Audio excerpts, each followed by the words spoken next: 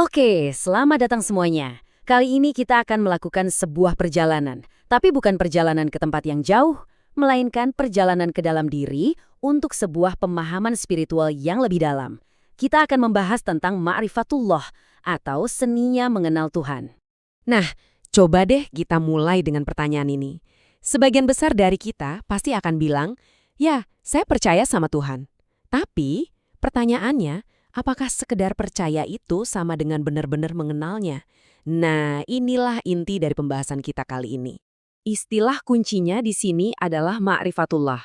Ini bukan sekadar pengetahuan dari buku atau teori aja. Ini adalah pengenalan yang didapat dari pengalaman langsung, bukan cuma sesuatu yang kita tahu di otak, tapi sesuatu yang kita rasakan secara mendalam di dalam hati dan jiwa. Dalam tradisi tasawuf atau sufisme, mencapai ma'rifatullah ini adalah salah satu tujuan spiritual tertinggi. Oke, mari kita mulai dari dasarnya dulu ya di bagian pertama ini. Kenapa sih pengenalan ini dianggap penting banget? Jadi begini, menurut banyak pemikir Islam, usaha untuk mengenal Tuhan itu bukan cuma latihan spiritual buat sebagian orang aja, tapi ini dianggap sebagai jawaban dari pertanyaan kita yang paling mendasar. Sebenarnya, kita ini ada di sini buat apa sih? Ini adalah panggilan untuk memahami Sang Pencipta, yang pada akhirnya akan membantu kita memahami posisi kita di alam semesta ini. Oke, terus gimana caranya kita memulai perjalanan ini? Ternyata ada dua jalur utama yang bisa dibilang saling melengkapi. Yuk kita lihat di bagian kedua. Nah, ini yang menarik banget. Ada dua pendekatan di sini. Yang pertama, ada yang namanya ayat akliyah, di mana kita pakai akal kita untuk merenungkan keagungan ciptaan, mulai dari keteraturan galaksi yang luar biasa sampai kerumitan sel di tubuh kita. Ini adalah jalan pengamatan keluar. Yang kedua ada ayat kauniyah, yaitu tanda-tanda yang kita temukan dalam wahyu, seperti kitab suci. Ini adalah jalur di mana kita merenungkan firman Tuhan secara langsung, menggunakan hati kita untuk memahami kebenaran yang ada di dalamnya. Tapi ternyata nggak cuma lihat keluar atau membaca wahyu aja. Ada satu jalan lagi yang oleh para sufi dianggap sebagai yang paling penting. Mari kita lihat gimana jalan ini menyatukan semuanya. Pepatah sufi kuno ini benar-benar menangkap inti dari jalan ketiga tadi. Pepatah ini nunjukin bahwa kunci untuk membuka pengetahuan tentang Tuhan itu ternyata tersembunyi di dalam diri kita sendiri. Pengenalan diri adalah gerbang menuju pengenalan Tuhan. Nah, konsep inilah yang disebut ma'rifatun nafs. Pemikir besar seperti Al-Ghazali menekanin banget. Kita nggak akan bisa benar-benar kenal Tuhan kalau kita belum kenal siapa diri kita sendiri, apa motivasi kita, apa kelemahan kita, dan apa potensi sejati kita. Jadi, poin pentingnya adalah perjalanan spiritual ini ternyata adalah perjalanan ke dalam diri. Tapi perjalanan ke dalam diri ini bukan sesuatu yang terjadi gitu aja ya. Ada semacam kerangka kerjanya, sebuah tangga yang harus kita naiki satu persatu. Yuk kita jelajahi di bagian 4.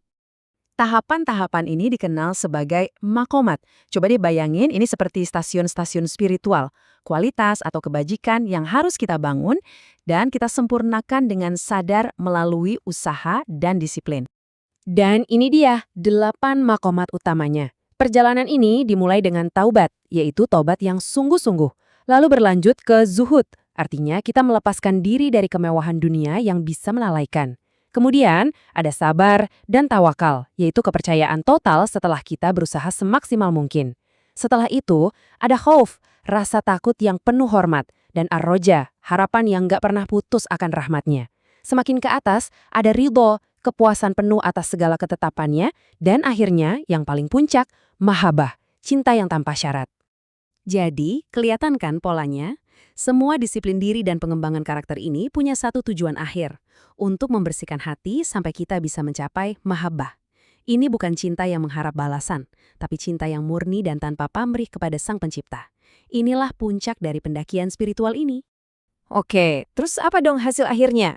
Apa yang terjadi kalau seseorang sudah berhasil mencapai level pengetahuan dan cinta yang seperti ini? Mari kita lihat di bagian terakhir.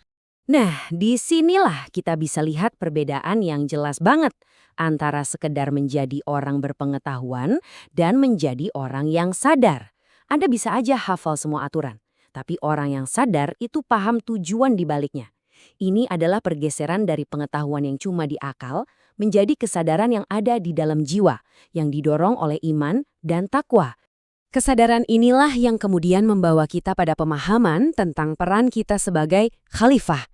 Ini adalah konsep bahwa umat manusia itu dipercaya untuk mengemban tanggung jawab suci, untuk menjadi pengurus di bumi, untuk menjaga, memelihara, dan menegakkan keadilan dan kebaikan. Dan inilah hasil praktisnya. Dengan kesadaran ini, seseorang menemukan tujuan hidup yang jelas sebagai hamba Tuhan dan sebagai pengurus di bumi. Mereka mengembangkan karakter yang mulia, menemukan kedamaian batin, dan akhirnya bisa menjalani hidup yang didasari oleh rasa syukur dan cinta. Ini bukan lagi sekedar keyakinan abstrak, tapi jadi sebuah cara hidup. Jadi, kita akhiri pembahasan ini di tempat kita memulainya, dengan sebuah pertanyaan. Kalau memang perjalanan untuk mengenal Tuhan itu dimulai dari dalam diri, dengan mengenal diri sendiri, maka ini mengembalikan semuanya kepada kita masing-masing. Kira-kira apa ya langkah pertama yang bisa kita ambil dalam perjalanan batin kita sendiri? Terima kasih sudah menyimak.